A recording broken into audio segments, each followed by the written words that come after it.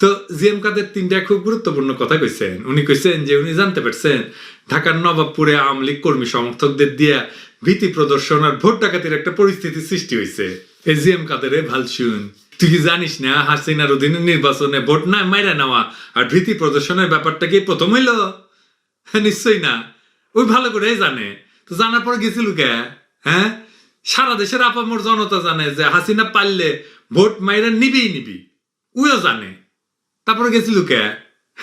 ডাকাতের গাড়িতে হেল্পার হয়ে গেছিল সাহায্য করতে, ফায়দা করতে না পেরা এক হাতে হাতিকেন ধরাই দিছে, জায়গা মতো বাসজার ঢুকে দিছে হাসিনা। হ্যাঁ, কামরা তো যা সারা সাইরাই ফেলাইছে।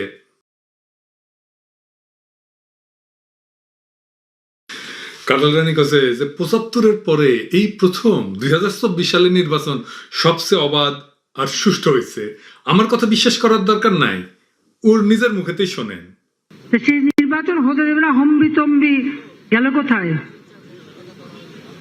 ৭ জানুয়ারি নির্বাচন হয়েছে।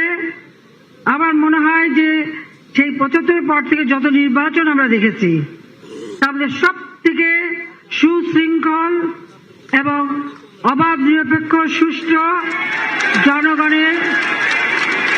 জনগণের স্বতঃস্ফূর্ত অংশগ্রহণের মধ্য দিয়ে এই ৭ জানুয়ারির নির্বাচন অনুষ্ঠিত হয়েছে।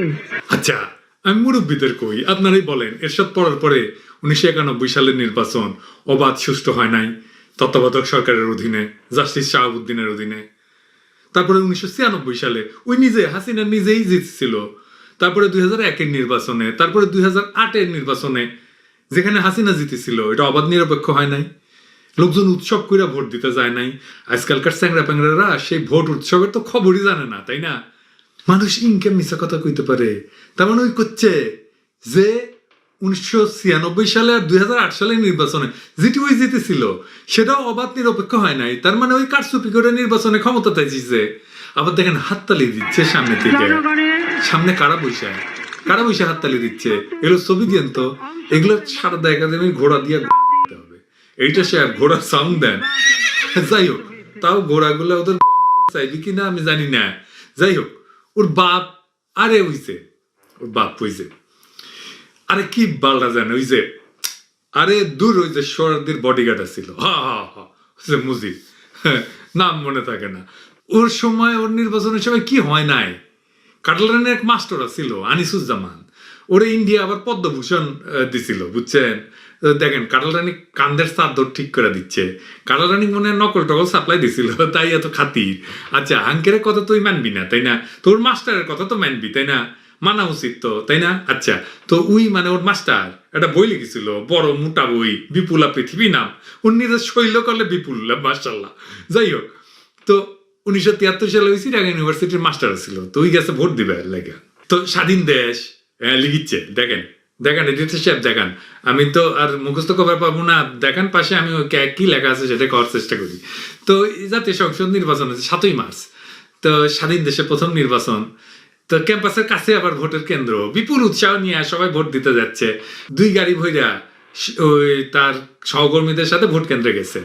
সাথে তার ভাইস চ্যান্সেলর আছে, অধ্যাপক ইন্নাস আলী, রেজিস্ট্রার মোহাম্মদ খলিলুর রহমান, ইংরেজি বিভাগের অধ্যক্ষ মোহাম্মদ আলী, সকলে অত্যন্ত গুরুত্বপূর্ণ ব্যক্তি আর কি, সম্মানিত শিক্ষক, সবাই চেনে। হ্যাঁ, এবং সবাই পরিচিত আর কি, সবাই পরিচিত, সবাই জানে, পরিচিত মুখ।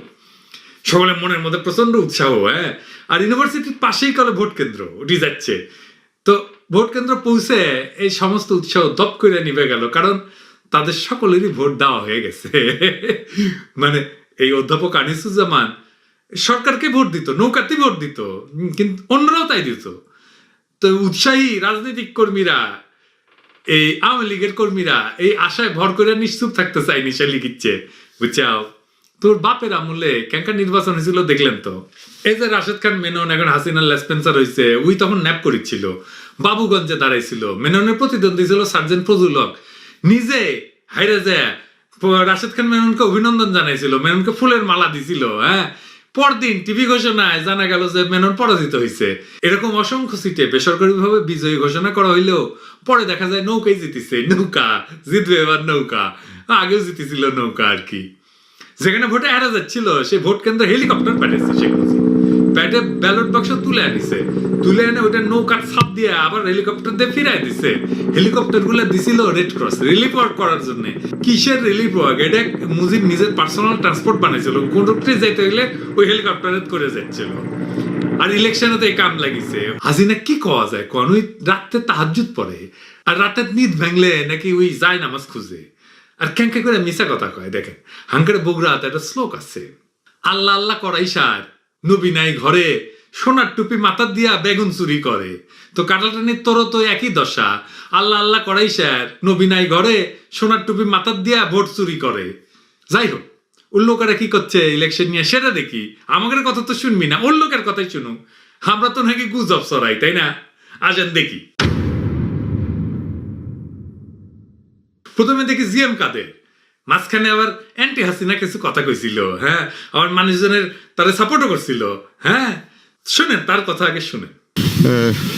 ঢাকা 1, দোহার, নবাবগঞ্জ, ওইসব এলাকায় প্রায় সব ভোট কেন্দ্রের বাইরে একটা তাণ্ডব, মানে একটা পরিস্থিতি সৃষ্টি করা হয়েছে আওয়ামী লীগের কিছু সমর্থক বা তাদের কর্মী দিয়ে, যে এমন একটা পরিস্থিতি যেন ভোট ডাকাতির পরিস্থিতি সৃষ্টি করা হয়েছে বলে ওখানকার লোকরা মনে করছে। ভয়ভীতি প্রদর্শন করা হচ্ছে, এজেন্টদের কাগজপত্র কিনে নেওয়া হয়েছে, পুলিশ এবং অন্যান্য আইন শৃঙ্খলা রক্ষাকারী বাহিনীর সামনেই এগুলো ঘটেছে। হাসিনা ওগুলো খায় দিয়ে ছেড়ে দিছে।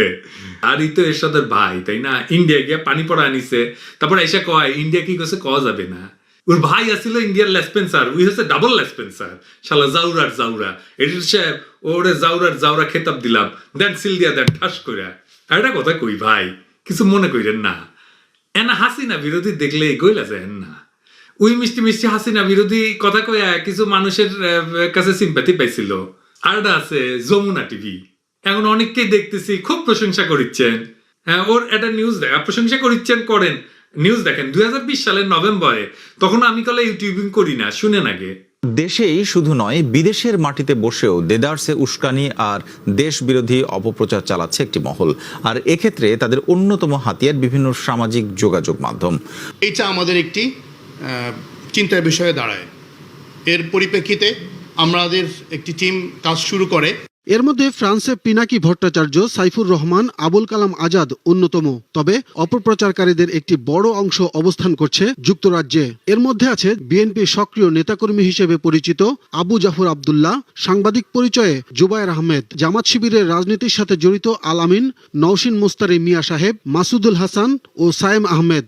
উইকেন্ড ইলেকশনের সময় বিপ্লবী হয়েছে জানেন, কারণ ওদের মালিক, ওর মালিককে জেতানোর জন্য, ওর মালিকের যে কনস্টিটিউয়েন্সি, মালিকের যে আসন, ওটির কিছু অনিয়মের খবর দিয়ে এখন হিরো হয়ে উঠিছে।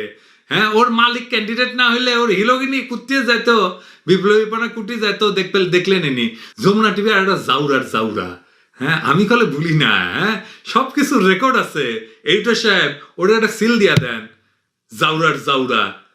শালা যেদিন দেশে ফিরমু না, প্রত্যেকটা ধৈরা সারদা একাডেমির ঘোড়া দিয়ে তোদের মনে থাকে জানো, তোর মালিকও বাদ যাবি না। আমার ক্ষুদ্র ভ্রাতা আর ভগিনীরা এবার কমেন্ট বক্সে লিখবেন এ পর্যন্ত কয়জন জাউরার জাউরা উপাধি পাইছে। হ্যাঁ, আবার দেখেন সোনাগাজীর হাজী রহমতুল্লাহ, ওর সোনা লাল করে দিচ্ছে, কি কয় শুনেন।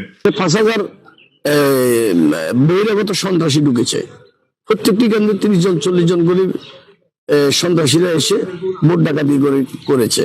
সকল এজেন্টকে মারি ধরে বাইর করে দিয়েছে।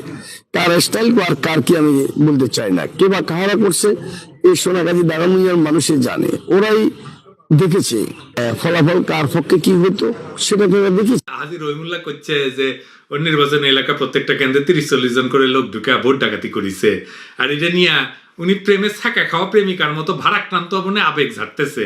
এই পাতানা নির্বাচনে যাওয়ার আগে যদি বিবেক দিয়ে চিন্তা করতো, আর হাসিনার মতো খানদান একটা ভোট চোর, ওর বাপও ভোট চোর ছিল, উইও ভোট চোর, 2 জেনারেশনের ভোট চোর, ওর অধীনে নির্বাচন করতে যাচ্ছে, ও বুঝবে না কি হবে, আবেগে কাইন্দে দিছে আর কি। হ্যাঁ, ওই মুজিবের মাইয়া, ও মুজিবের মান রাখবি না, মুজিবও ভোট মারিছিল, ভোট চুরি করেছিল, ও করবি। খুব মজা পেয়ে গেছিল না, জিভে লক লকায় পানি আসছিল। হ্যাঁ, যদি লাইগা যায়, তাই না? আহাম্মক, চালা আহাম্মক নাম্বার 9 ওইটা।